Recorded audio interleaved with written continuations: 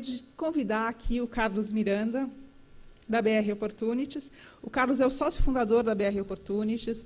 Ele lidera a equipe da gestora nas análises e decisões de investimento e também participa ativamente nas empresas investidas como conselheiro, contribuindo com a sua bagagem de experiências anteriores e networking. O Carlos foi homenageado pela HSM como um dentre os 100 líderes que estão mudando os negócios do Brasil. E eu tenho o enorme prazer de dizer também que ele é conselheiro da Anjos do Brasil, faz parte do nosso time que nos ajuda com a nossa estratégia.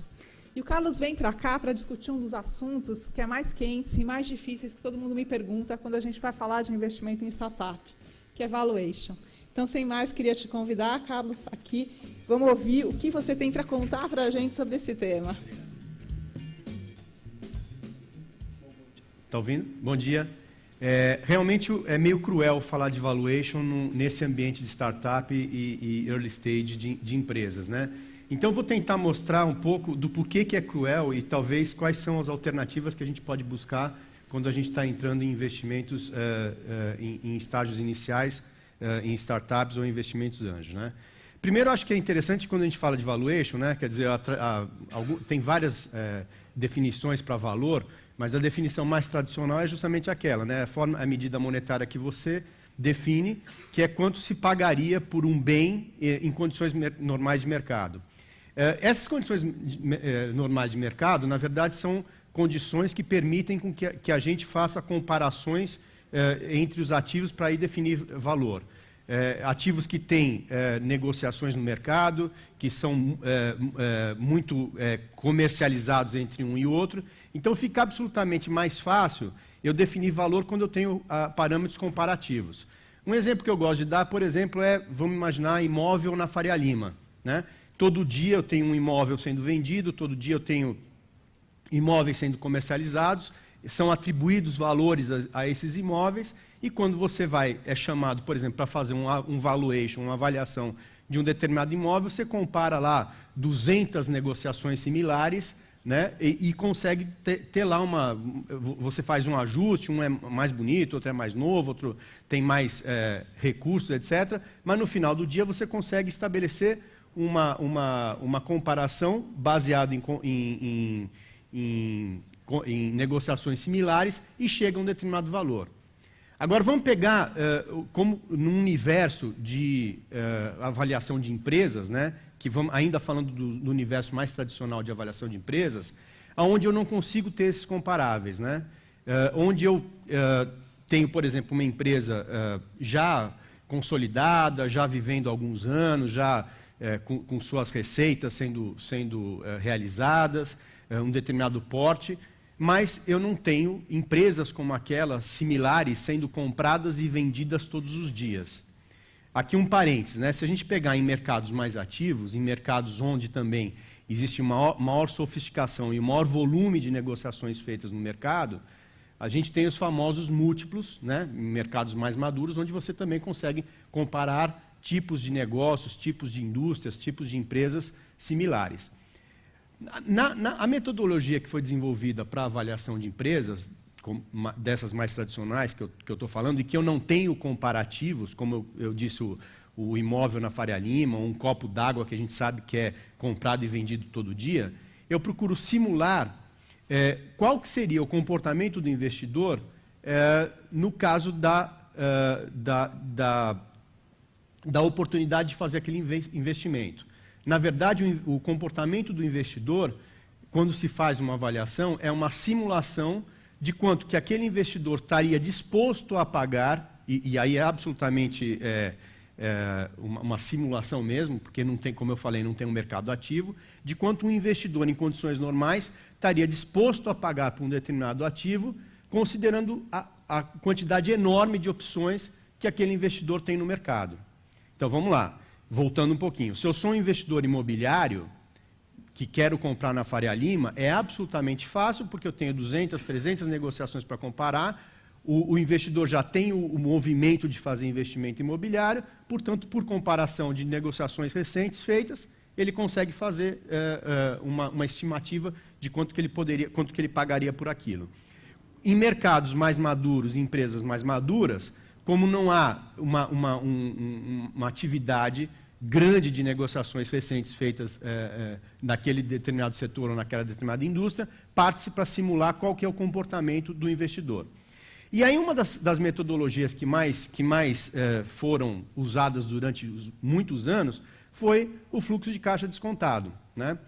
Como que era isso? Quer dizer, eu conseguia simular uma empresa, conseguia simular o futuro dessa empresa, quanto que ela geraria de caixa nos próximos anos, nos anos futuros. Então eu vou lá, pego uma empresa tradicional, já com um determinado faturamento, já consolidada, começo a fazer projeções, né, de receitas, de mercados, de preços, de custos, projeto essa empresa por um período, imagino que essa empresa vai continuar ali perpetuada por um determinado período futuro, pego esse monte de caixa gerado, dou uma taxa de desconto, e eu vou falar sobre isso, e levo um valor presente e falo assim, bom, teoricamente, um investidor sofisticado, que esteja disposto a investir nesse tipo de negócio, comparando as outras opções que ele teria no mercado, que eu já ajustei por essa taxa de desconto, que envolve o risco da operação, envolve outros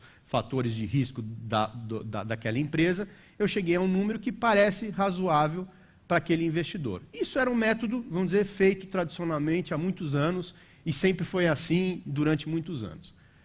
Só que agora vamos pegar o mercado que a gente está vivendo hoje, né? Onde a grande maioria dos negócios, a grande maioria das empresas com maior valor no mundo, hoje, são negócios que absolutamente não existiam há 20 anos, né? Nós estamos aqui hoje no mercado do celular, da internet, dos iPads, todos os AIs, redes sociais, o Viagra, o código genético, os aplicativos, geração Y, e vamos viver 100 anos. O que eu quis dizer com essa história toda? Vamos pensar o seguinte. Primeiro, se eu pegar hoje de manhã, quando eu vim para cá, eu utilizei esse negócio aqui para um monte de coisa, né? Eu utilizei isso aqui para definir meu caminho, trocar e-mails, conversar com a minha equipe. Enquanto eu estava vindo para cá e o Waze estava indicando um caminho, tinha algumas propagandas. E aí eu olhei isso aqui, em algum momento eu usei isso como telefone. Falei, puxa, isso aqui é um telefone também.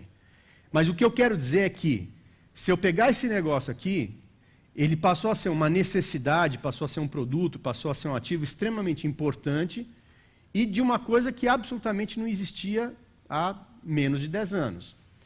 Se nós pegarmos hoje, também comparando com as profissões, que são profissões mais valorizadas, a gente tem profissões extremamente valorizadas que há 15 anos não existiam.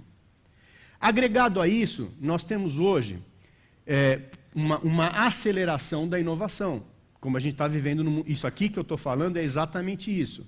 A cada dia nós temos inovações, nós temos mudanças, e as nossas gerações, elas vão se adaptando a essas mudanças todas e vão se adaptando a todas essas transformações. Junto a isso, né, hoje nós temos ciclos, né, de pessoas que vão viver cada vez mais, a nossa relação com o trabalho, a nossa relação com a tecnologia, ela é absolutamente diferente do que era até outro dia.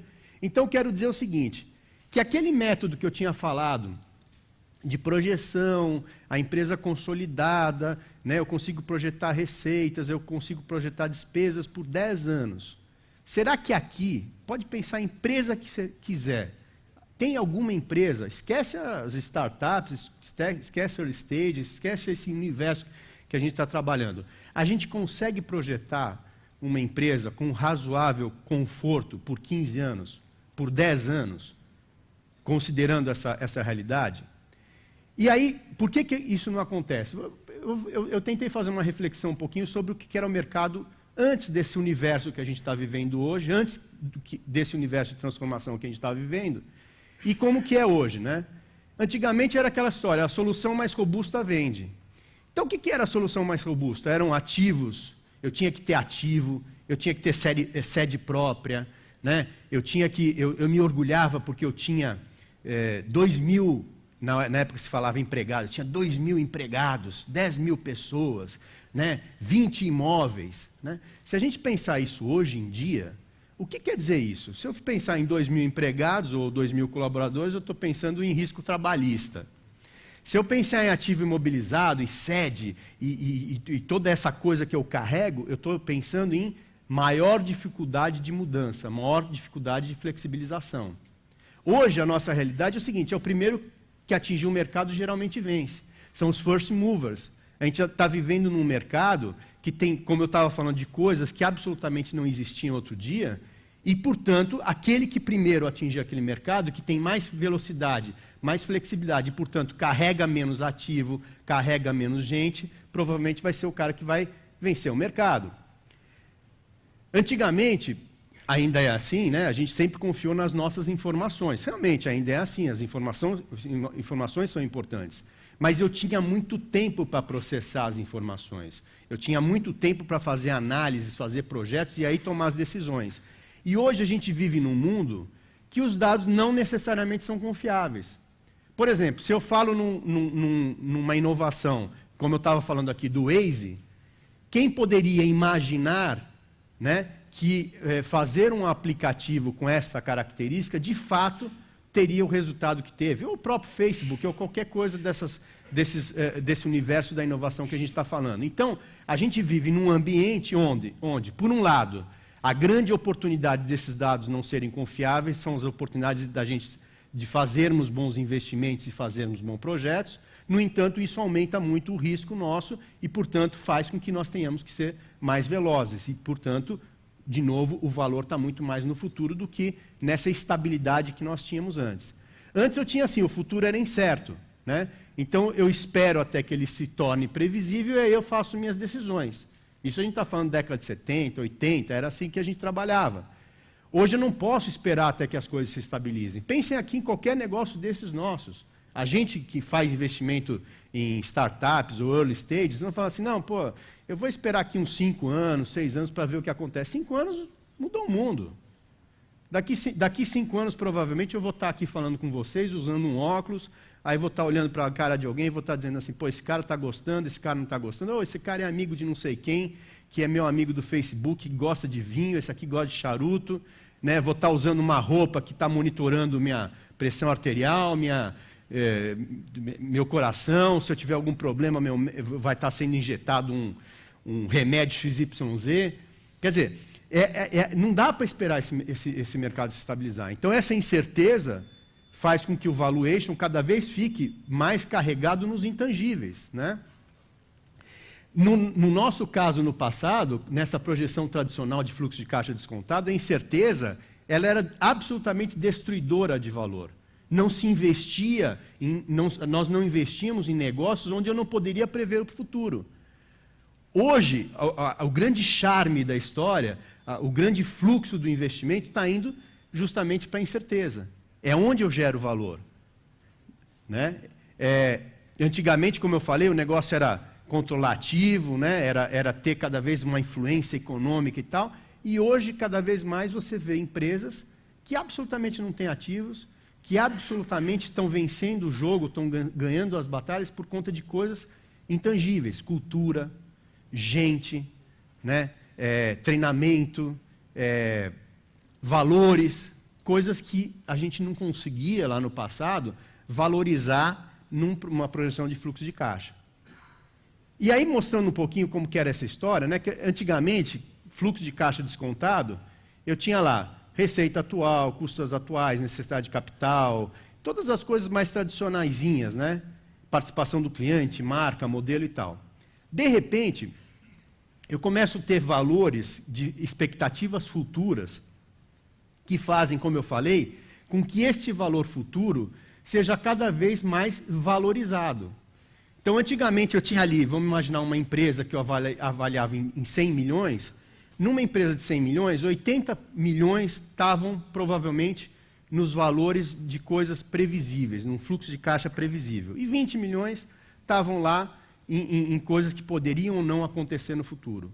Hoje, a grande maioria dos negócios desses que nós estamos falando, eles estão em coisas que não são previsíveis. Então, a relação às vezes muda. Às vezes ela está 80 milhões no futuro, 20 milhões em coisas previsíveis, e às vezes estão 100 milhões em coisas absolutamente imprevisíveis. Onde, basicamente, eu olho inovação, flexibilidade, habilidade de execução, como eu falei, cultura, a ideia é importante, o projeto é importante, mas onde eu quero chegar aqui? Quando a gente avalia e quando a gente valoriza um negócio no estágio inicial, mais importante do que a empresa em si, mais importante do que a ideia em si, mais importante do que você está conseguindo prever em termos de receita, você tem que imaginar que a grande maioria dos projetos em estágio inicial provavelmente terão que pivotar a sua ideia inicial, provavelmente terão que caminhar por novos caminhos que, de fato, vão estar impactados por toda essa mudança que a gente está falando do mercado e das gerações e das pessoas. E, portanto, além da ideia, eu tenho que olhar qual é a equipe que está fazendo isso, qual é a capacidade que essa equipe tem de gestão, qual é a capacidade que essa equipe tem de implementação, o que esses caras já fizeram, né? O que faz sentido em termos de análise de mercado, análise futuras, qual é a flexibilidade que essa equipe tem, do que efetivamente olhar e falar assim, bom, a ideia é diferente, vamos guardar a ideia 7 chaves, vamos fazer não sei o quê, porque de fato o que vai importar é botar o pé na estrada e começar a fazer o projeto. E aí, a grande questão nessa história toda é o seguinte, bom, então, no nosso universo de inovação, eu não tenho os comparáveis que eu falei lá no começo, né? Quer dizer, se a gente pensar num negócio inovador, para ele ser inovador, eu não tenho nenhum outro comparável. Então, eu não consigo comparar esse projeto com outros para poder falar, bom, o valor dele é tal, porque teve 10, 20 negócios similares sendo negociados, porque você está entrando em inovação. Você pode fazer até alguma coisa por similaridade, né? Alguns múltiplos por similaridade.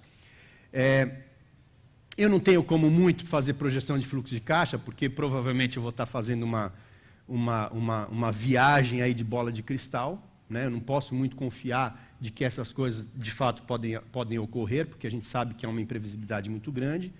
E aí o que eu acho que hoje, no cerne do valuation, muito mais, eu não estou dizendo que a gente vai fugir da parte técnica, e vou falar um pouquinho disso aqui para encerrar, muito mais do que esta parte técnica que a gente está falando, a capacidade de mudança da equipe, a inovação que é trazida no projeto, a equipe que vai implementar, o potencial de crescimento e a criação de uma plataforma que pode aí sim ser pivotada para outras ideias, é talvez o grande valor, é o grande diferencial de um bom negócio. Bom, e no dia a dia, como é que a gente faz para resolver isso, né? No dia a dia, eu diria para vocês o seguinte, o que antigamente, quando existia maior previsibilidade, era o maior problema, que era a definição do valor, hoje o maior problema é a definição da relação entre investidor e investida e a definição da relação entre os sócios de uma empresa, de uma startup, ou o que seja. Porque a gente tenta resolver a questão do valuation, como é uma questão, como eu falei, com muita imprevisibilidade, a gente procura trazer alguns parâmetros que vão ser definidos a partir do andamento do negócio pós-investimento, né? Então, normalmente a gente trabalha ou por milestones, num determinado negócio, e às vezes são milestones absolutamente não financeiros, porque existem vários negócios que não são financeiros. Por exemplo, tem um negócio super charmoso aqui, chamado Mandic Magic, não sei se vocês conhecem. Mandic Magic, o cara lá, o Mandic, que é um gênio aí da tecnologia, o cara tem um negocinho que você vem aqui, identifica um Wi-Fi, identifica uma senha e pronto, acabou. Não tem mais nada isso aqui, né? E é uma rede social, não sei o que e tal, e tem 5 milhões de usuários. Quanto vale isso aqui? Não tem receita. Então, se eu fizer um investimento numa empresa dessa, eu tenho que pensar o seguinte, naquilo que eu falei, ele tem uma plataforma de usuários que eu posso usar para alguma coisa que eu ainda não sei o quê, né? Eu tenho um potencial de crescimento na utilização dos usuários, eu tenho uma equipe que está implementando isso e está fazendo esse número de usuários crescer, e não tenho nenhuma receita, e também não tenho nenhuma despesa. Então, para definir um valuation desse, eu teria que comparar esse negócio com negócios não iguais ao dele, mas com negócios onde eu consigo valorizar uma base de clientes que fica determinado tempo usando um aplicativo, o que eu posso potencialmente fazer com uma base dessas de clientes, e aí definir um valor para aquela quantidade de cliente que o aplicativo tem, por exemplo, e depois estabelecer parâmetros futuros que vão ajustar o meu valuation e, portanto, vão ajustar minha participação a partir de milestones que às vezes não são financeiros. Ou seja, para concluir, não é que o valuation hoje ele não é técnico, A gente consegue fazer valuations absolutamente técnicos, principalmente na hora que a gente consegue fazer comparações com coisas mais ou menos similares.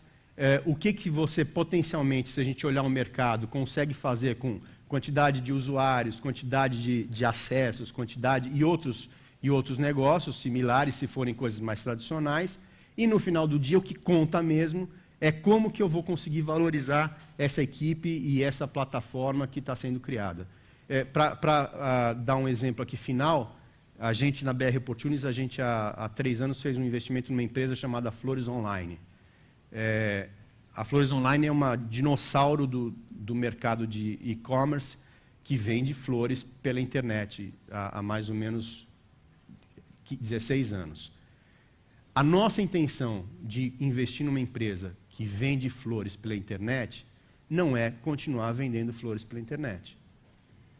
Na hora que a gente faz um investimento desse, a gente teve, obviamente, um valuation baseado num negócio que estava corrente, mas grande parte do valuation foi baseado na perspectiva de inovação, flexibilidade da equipe de gestão, porque o que eu quero no final, ao comprar um negócio desse, é pegar a plataforma de cliente que ele já tem, de clientes que querem comprar e dar presentes e entregar emoção, e por acaso entrega flores, para eu poder usar essa plataforma em outros tipos de negócio, entregar vinho, entregar charuto, entregar chocolate, etc, etc.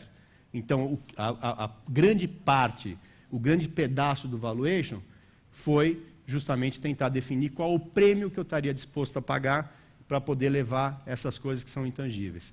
Para não dar problema, o que você faz, o que a gente fez, foi justamente criar parâmetros baseados na expectativa futura da investida em nossa, para daí poder ajustar a valuation e ajustar a participação. Obrigado.